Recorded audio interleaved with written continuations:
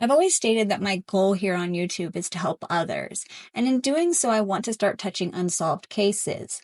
These cases are going to be in various areas around the United States, but I did start here in Washoe County to kind of be closer to the area to hopefully be able to help a bit. Now, when I first started looking into these cases, I often felt that I was reading the same thing over and over because these cases were very similar. Not all, but many.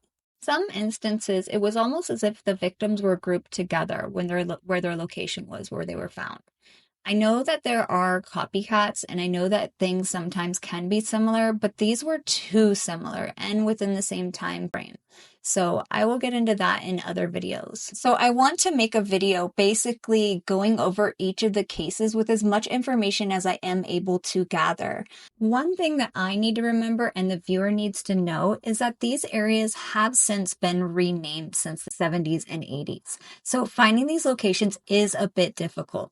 Now, one thing I will say is that when I started digging into these, when I said that they were similar, I mean that it is very eerily similar to where at one point I started saying to myself that there is 100% a serial killer in Washoe County between 78 and 81.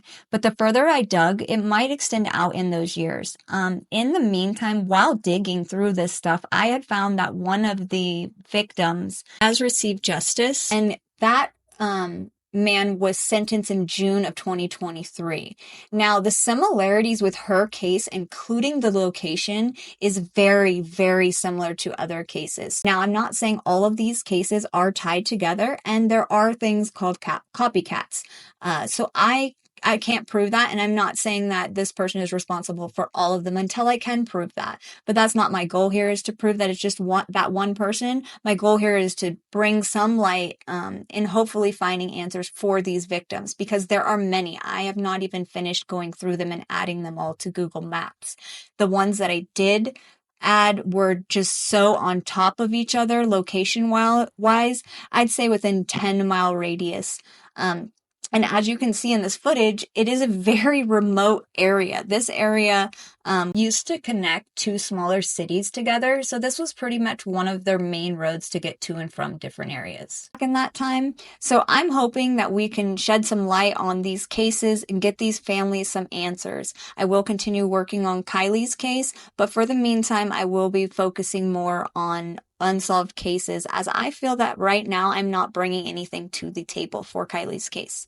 And I feel like my whole purpose on YouTube is to help others. So if I can help these families in any way that have gone 40 plus years in some instances, trying to figure out why somebody took away their loved one, I'm going to do my best. And I hope that you'll join me on this journey.